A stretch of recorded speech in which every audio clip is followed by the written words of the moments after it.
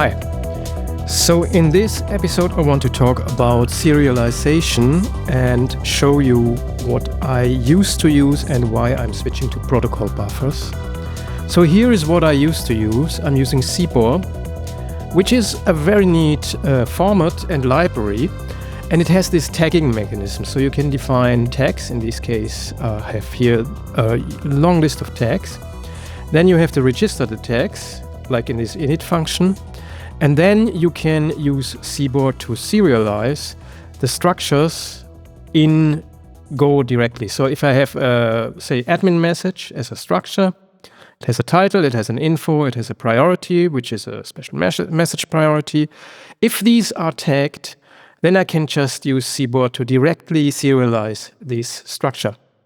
And originally I thought this is a great idea because the original plan was to stay within the Golang ecosystem for everything. Now that I know that for front-end development, Go is just not that suitable and I have to use something else for GUIs, I think this is no longer a good choice.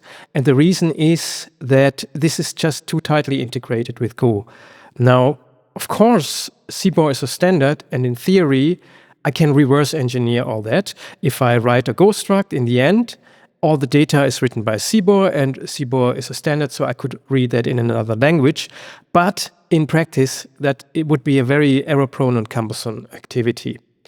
And this is really a pity because Cbor is a stream-based format, right? You can write a stream of objects, and when they are tagged, the decoder knows what kind of object it receives and can give you the decoded object directly, in this case as an empty interface value.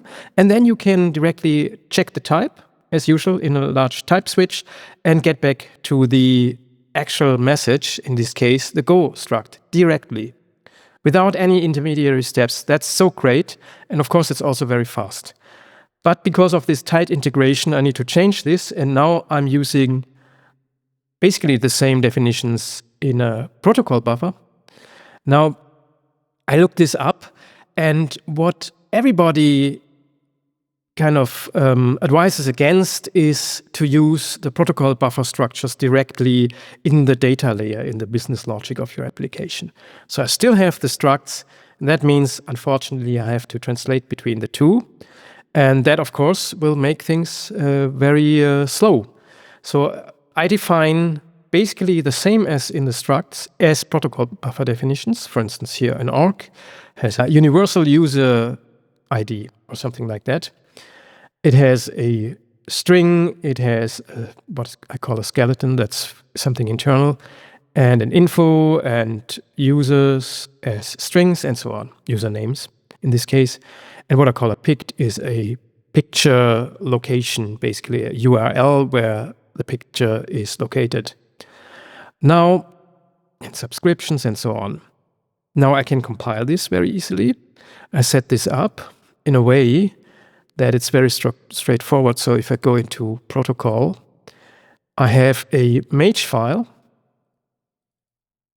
Mage is a Go build system where you write the build instructions directly in Go. In this case, I'm just interfacing to the proto-C compiler. And I compile all the proto files. And so that just saves me a little bit of work. If I do mage compile here in this directory, then it compiles the protocol buffer files into some Go definitions. And they look like this. I've chosen the indirect definitions because they are better. So here we cannot have direct access to the properties of the protocol buffer, and that's just generally a bit safer, I think. So you have functions that set or get the properties, and you have constructors. And then I have to write, unfortunately, this layer in between, and that's in the main repo in proto. If you look at this, I have conversion functions. For instance, to protocol buffer address converts from an address in my Go structs to a protocol buffer address. That's very cumbersome and, of course, very slow. But you can see it's very straightforward. You could automatize that very easily using, for instance, AI. I haven't tried that, But I have tried it, and it was very fast, but I didn't use it because I tried it after I did it already. But yeah, it can be done with AI very efficiently. And so there are these conversions. They are, of course, also error-prone and should be tested more. But then the problem with this is that in the end, these protocol buffer definitions, let me switch to that back. These protocol buffer definitions are really just blocks, and you always have to have them in memory. They're like structs, and you serialize them in memory. So it's not a stream-based format. So it's way, way more inefficient. And if I have very large data, then it would be a real problem. But I don't have very large structs, and so it shouldn't be a problem. I just have to take care that I'm not, for instance, serializing a struct with lots of embedded other structs all in memory. Then I should do it step by step. But that's possible. Okay, so why do I switch to this? Well, I also already mentioned the main reason. It's because in almost every language you can then use the same protocol buffer definition, like this one here, and just compile it for that language, and then I have my accessors. And I can be sure that it's going to be upwards compatible if I, follow the rules. These numbers shouldn't be reused. So you just have to use a new number for everything you add, and then it's going to be upwards and partly downwards compatible. So that's great, and that's the reason why I'm using them. But it's worth mentioning that they should be way, way slower.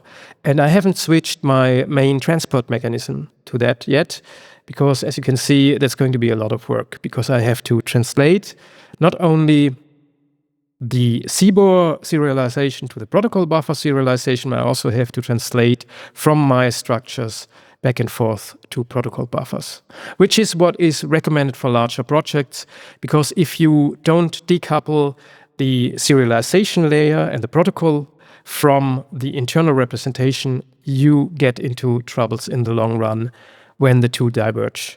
Like in a protocol, for instance, you probably want to send sometimes additional information that is not part of your internal structures or not part of your business logic, and vice versa. In many of the business logic structures, you probably want to store some information sometimes that shouldn't even be serialized, and you don't want to accidentally serialize it. So that's why I decouple them, but it's a lot of work. Hope you found this interesting, and see you next time. Bye.